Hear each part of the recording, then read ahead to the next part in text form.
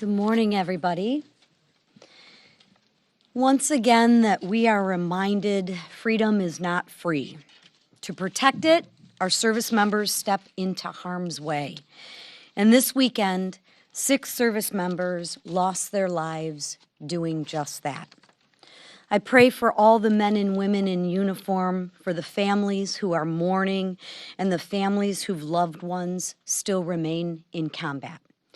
Your sacrifices for this nation will not be forgotten. While our brave men and women are risking their lives overseas to keep America safe, Democrats here are tearing down our defenses. Nearly every single Democrat voted to shut down the Department of Homeland Security. This wasn't a messaging mistake. It was a deliberate policy choice, and a very dangerous one at that. Between 2021 and 2024, the Biden administration's open borders allowed more than 380 individuals on the terrorist watch list to be apprehended attempting to cross our borders illegally. We also know that Biden released more than 700 Iranians into the interior of our country after crossing our border illegally. Now, that's just what we know. President Trump didn't waste 1 second cleaning up that mess. Within days of taking office, President Trump got to work deporting Iranian terrorists who had entered under Biden. They weren't overseas, they were here on American soil. The job isn't finished. The threat is real. And when the world's leading sponsor of terrorism is promising retaliation, this is the moment Democrats decide to shut down the very agency created after 9/11 to prevent another attack. Really? I ask them, whatever happened to never forget? Seems like perhaps they have forgotten. And what's their excuse? To shield illegal, violent criminals? I mean, seriously, you can't make this up. Last week, a mother stabbed to death by an illegal alien with a criminal history for over 30 years. The violent criminal is who the Democrats are choosing to protect. In Louisville, a woman was kidnapped and assaulted by a man who should have never been in this country. The violent criminal is who the Democrats are choosing to protect. In North Carolina, a man was brutally tortured in his own home by 2 illegal aliens, one of whom had already been deported. And yes, I will say it again. Those are the violent criminals that Democrats choose to protect. Our service members, law enforcement officers, are doing their duty. They're protecting freedom, and they are protecting American citizens. It's time for Democrats to do their duty. This is no moment for partisan games. This is a moment for patriotism. Reopen DHS, and please reopen it now. With that, I yield to the chairman of the House Foreign Affairs Committee, Brian Mast. I'd start by speaking about our service members as well. Make sure you can hear me. I'd start by speaking about our fallen service members as well. Representative Zinke and myself, we were discussing this, literally heartbreaking to us, and I mean that. It's something that can bring us to tears as we think about TAPS and we think about that crack of a 21 gun salute, and you think about seeing our friends, spouses, families handed flags. You know, when you think about those things, it literally it brings you to tears when you think about old friends. And we have families that are about to go through that. It's a very serious thing for our country. But what our reflection is also about that is that we can't even count the number of friends that we have buried because of the hand of Iran, year after year, There's an estimate that 1 in 6 service members that were killed from roughly 2003 to 13, 14, that window, killed by the hand of Iran. Those were our friends. And finally, and that's why the thanks goes to President Trump, finally, we have a commander-in-chief that's willing to say that that comes to an end. We're no longer going to face this imminent threat year after year after year. What does that imminent threat look like? What has it been beyond just the last 4 days? What has it been for the last 40 years or the last couple of years that President Trump decided he needed to act against it? Almost every member of Congress has voted to say that Iran is the largest state sponsor of terror because they're an imminent threat. Almost unanimous votes condemning their continuous support for proxies that are attacking America, our people, our merchant marine fleets, our Navy vessels. Almost unanimous votes condemning that. Almost unanimous votes calling their nuclear program a massive threat to the United States of America. Almost unanimous votes designating the Iran Revolutionary Guard as a terrorist organization. All of those votes, they weren't almost unanimous for no reason at all. They paint a clear picture of what everybody has concluded to be an imminent threat against the United States of America. Year in, year out, Iran has been an imminent threat against us because they have never faced an imminent response until President Trump. What did they face instead? They faced negotiations that told them how much uranium they could enrich, when they could reach a nuclear weapon instead of never. Literally received pallets of cash. That's the difference in the approach that's going on here. How imminent is this threat? 3 U.S. service members killed at Tower 22 a year and a half ago. Imminent threat. Strikes against our bases in Syria and Iraq all through 25. Imminent threat. Lost a fighter jet off one of our carriers in the Red Sea. Imminent threat. All the countless merchant marine vessels that were continually having drones fired at them while being protected by American ships. Imminent threat. And the list goes on of the ways that they were constantly attacking us. They wanted a fight every single day. They were looking for the opportunity to have it. I would tell you this, there's the semantics debate. I was just talking to CNN. We were having the semantics debate about battle or war or conflict or combat operations or whatever people are going to call this. I spent years in war. None of us want it. None of us want to see our service members put in harm's way. None of us want to see our service members killed. Iran has proven there is literally no other way to stop them from continually attacking us and all of those things that I listed unless we actually physically stop them. I don't think this fits the narrative of my Democrat colleagues, but it has to be said because it's the continual question. President Trump had the authority to conduct this very limited operation under Article 2 in the War Powers Resolution Act. He's working to get the job done. The limited scope of the operation, destroy every single piece of Iranian military hardware that has been used to reach out and touch the United States of America, our forces in the region, and our allies, or that could be used. Why? Because they have proven that they are an imminent threat and they will use it every single chance that they get. And finally, we have a president that says that comes to an end. No longer. I thank him for his dedication to this mission, and I thank him for the first time, although this is not the purpose of the mission set, for the first time in my lifetime, except for the killing of Qasem Soleimani, the deaths of all my brothers and sisters in arms that I mentioned, the aforementioned, are finally being avenged. And I thank God for that.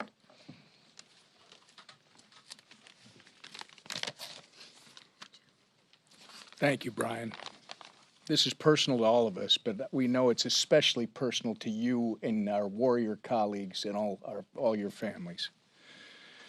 For the past 47 years, the Ayatollah and the Iranian regime have terrorized Americans, the Middle East, and their own people. The regime began its tyrannical reign by taking 66 American hostages in 1979.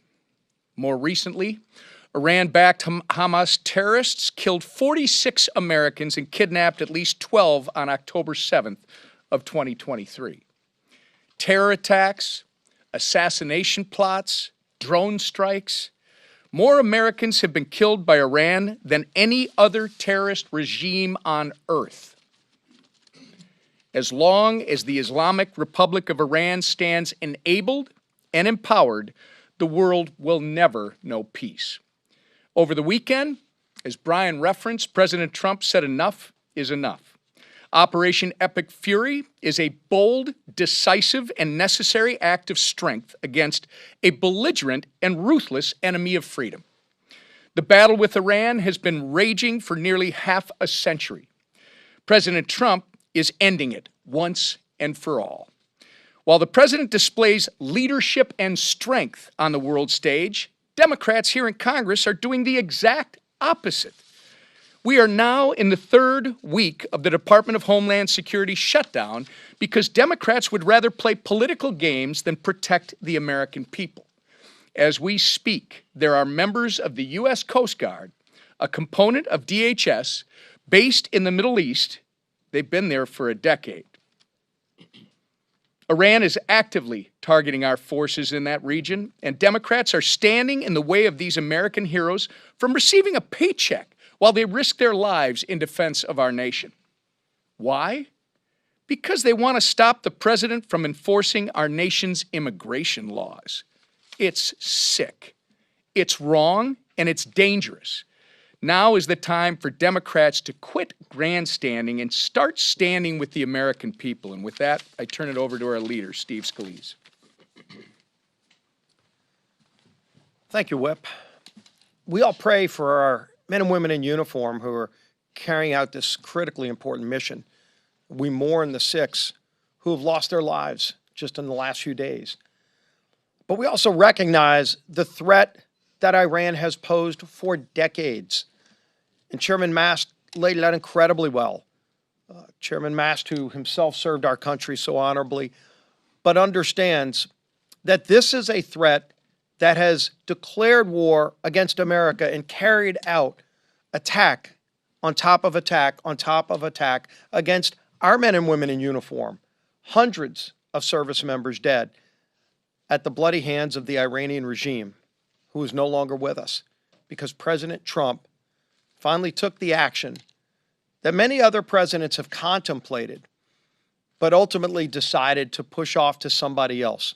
And President Trump is the leader, the commander-in-chief, who said, we are going to protect America against evil dictators who chant death to America.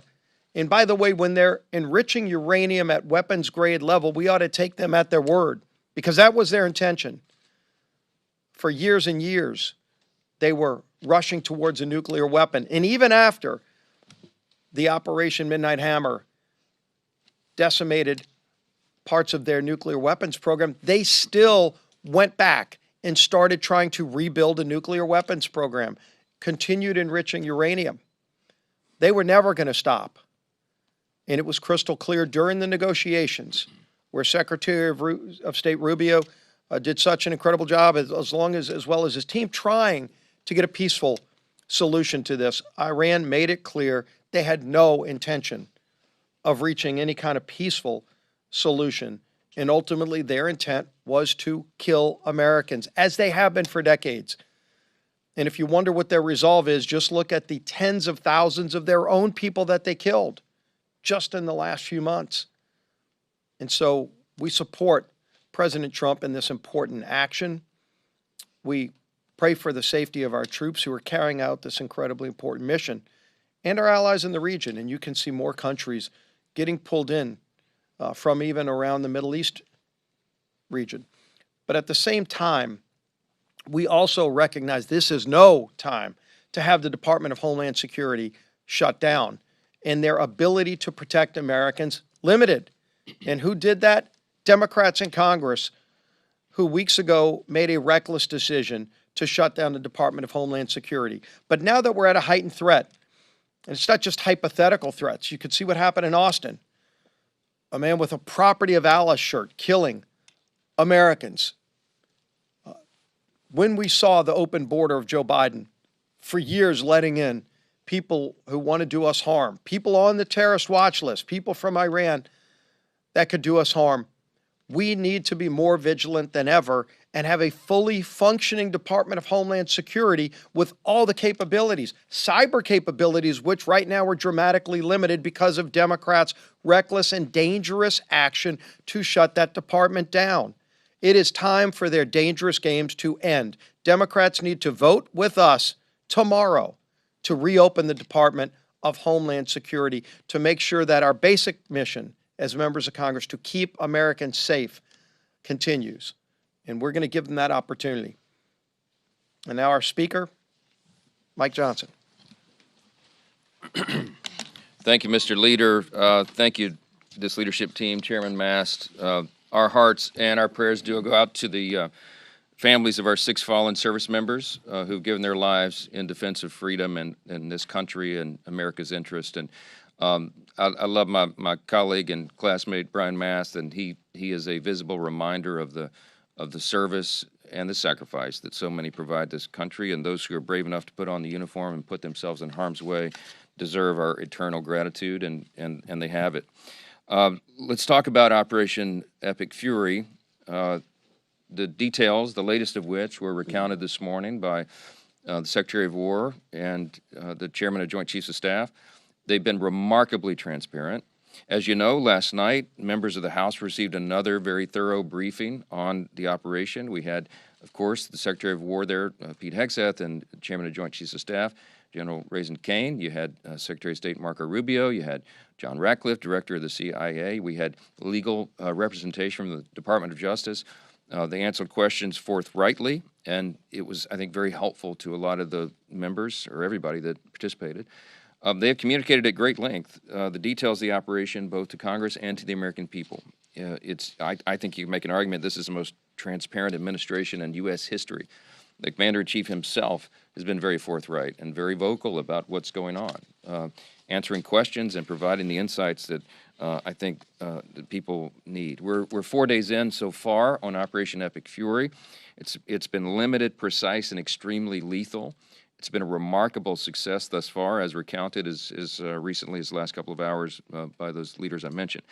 The early results are very encouraging. Iran's naval fleet is degraded. That was the first part of the mission, or at least the second part. The first part was the missiles. And its missile facilities in Iran and the stockpiles have severely depleted. Its former Ayatollah, the mastermind behind decades of terrorist violence, recounted by Chairman Mast and all of us over the last several days, he is now deceased. The administration has detailed its rationale behind the operation, and it bears repeating. The largest state sponsor of terrorism, Iran and its proxies, have killed more Americans than any other terrorist regime on earth.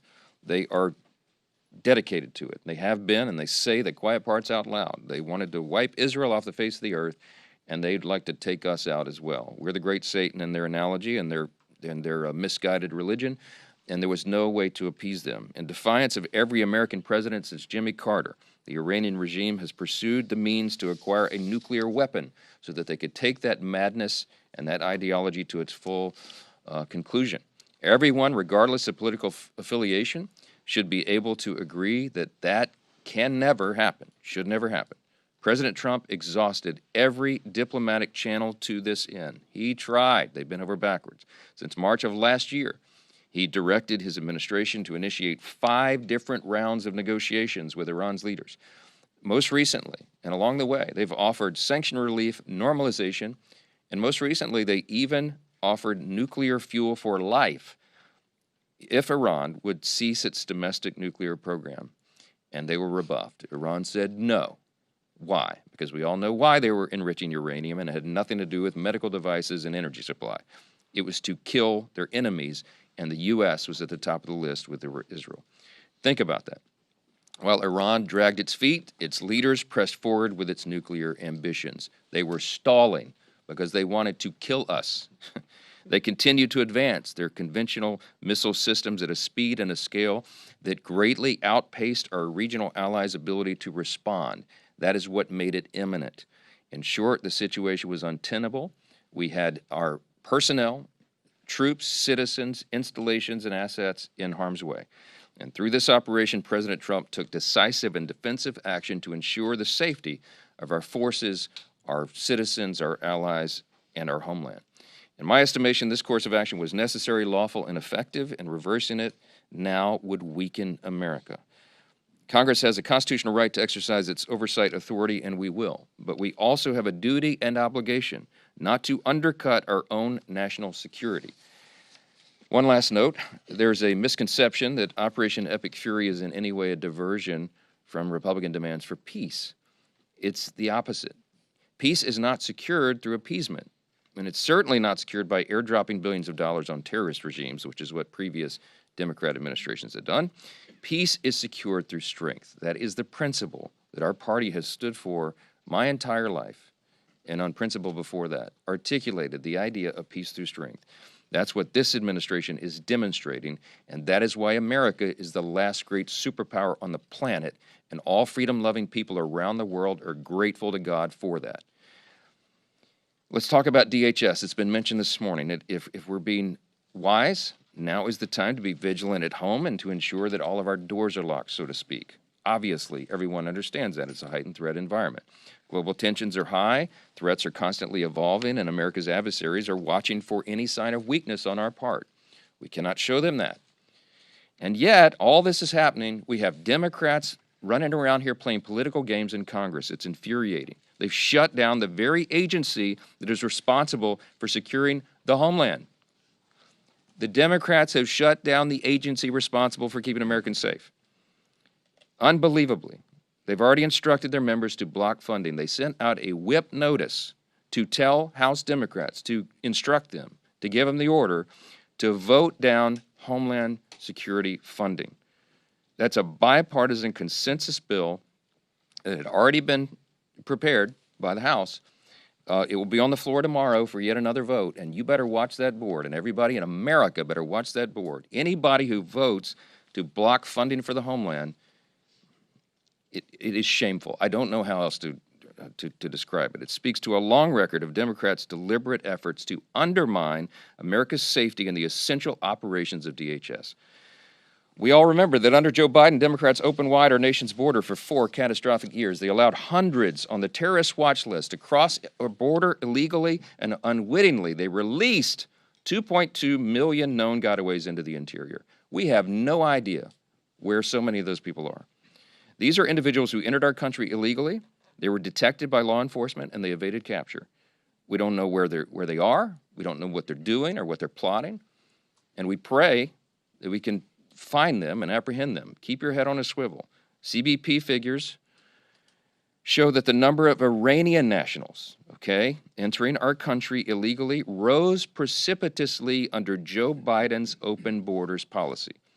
During that period, at least 1,500 Iranians crossed the U.S. border illegally, and over 700 were released into the country. Now, the 1,500 number is not an accurate assessment because we frankly have no idea, because they weren't even keeping track of so many of the people coming across who evaded capture and evaded notice because the border was wide open.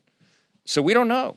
We don't know how many dangerous people are here, how many Iranians who believed in that ideology of the Ayatollah who now is buried. Think about that. Over 1,500 Iranian nationals traveled multiple oceans to enter the U.S., not through legal ports of entry, but unlawfully at our border. It's just a small sample of the mess we inherited from Democrats with their radical ideology and the mess that President Trump and Republicans are working in earnest to clean up so we can save American lives and protect the homeland. And now we have, look, DHS is not just ICE and CBP, It's so many agencies responsible for keeping us safe. You're talking about the Coast Guard, you're talking about FEMA, our cybersecurity infrastructure, our counterterrorism coordination, all of that is at stake right now, and the Democrats are going to vote tomorrow not to fund those operations. Just think of that. Massive mission critical functions, especially right now. And the military action in Iran makes it all more urgent and crucial to have a fully funded, fully staffed DHS across all its departments. They cannot argue otherwise. It's madness. As members of this body, our first and most basic duty is to ensure the safety of American citizens. Maybe that's why they sat through that line at the State of the Union. They're more interested in protecting illegal aliens. They see that as their first responsibility. There's no other way to explain this. If they ever want to correct the impression that their party prioritizes the welfare of illegal aliens over the welfare of American citizens, tomorrow would be a great place to start. But they, again, have sent out a whip notice instructing Democrats to vote down Homeland Security funding. I got to drop the mic right here and walk out of this room. That's all you need to know. But I'll take a few questions. Chad. Thank you. You obviously don't think that the president needs an authorization from Congress for war. But do you think if this goes south after a while, and Democrats are going to have a vote tomorrow in the House, try to engineer a war powers vote tomorrow in the House, that could be a problem for Republicans this fall if there is public sentiment against the war down the road? Look, we don't make political decisions at a time like this. We're making decisions that are necessary to keep American citizens and troops safe. That is the first responsibility. Unlike the Democrats, we don't sit around in a back room and decide what's politically expedient. We do what we must do to protect the homeland, and we let the chips fall where they may. And to protect our interests, to protect America First priorities and principles, and that's the people of this great country. And so I trust the American people. I trust that they will evaluate all these things and they will understand that this administration did the right thing. I think they'll reward it politically, but if people get a bad taste in their mouth for what happened back here in the first part of the year in Iran, they just do. But we know, and history will record, we did the right thing. I think passage of a war powers resolution right now would be a terrible, dangerous idea for all the reasons I've just explained. It would empower our enemies, it would kneecap our own forces, and it would take the ability of the U.S. military and the commander-in-chief away from completing this critical mission to keep everybody safe. Iran has attacked 3 of our U.S. embassies in the last couple of days. Okay, those are sovereign territories of the U.S. They have declared war on us. I don't believe in the semantics. We've talked about the language this morning. We're not at war right now. We're 4 days in to a very specific, clear mission, an operation, Operation Epic Fury, which has 2 components, as you know, that we have articulated over and over. The president has, the Commander of Joint Chiefs, everybody has explained. 2 points. We had to take care of these ballistic missiles that they were producing at such a rapid pace that our regional allies could not keep up with. We had to ensure that they can't fire all those barrage of missiles at our people, our troops, our assets, our citizens in the region, and our installations. We're taking that out. We had to. It's a defensive operation. And secondly, we had to take their Navy down. That's effectively what, in layman's terms, that's what's happening right now. That will be done quickly. As I explained this morning, we're, I think, hours away probably from having full operational control over the skies over Iran, which means that this mission can be completed quickly. We expect that it will be. And then we will hope and pray that the Iranian people take this moment of opportunity, rise up, take their country back, and that freedom can flourish there for the first time in generations. Yes. Mr. Speaker, thank you so much. Some of your members, as you know, Congressman Davidson included, opposed this Iran operation, which the president himself has called a war. Are you confident that you have the votes to defeat the war powers resolution tomorrow? Yes, and I had a discussion with Congressman Davidson this morning. He's a dear friend and brother of mine, and we, iron sharpens iron. We disagree on issues, and we have those discussions. He and I have done this a lot. He said this morning in front of all their House Republicans, he's not yet sure how he's going to vote on the war powers resolution. I believe we have the votes to put this down, and I certainly pray that's true. Because, for what all the reasons I said, it would put the country in serious harm, and it would certainly jeopardize the lives of our troops and all those who were involved in making these great sacrifices to defend us. We have to put this down. Monica.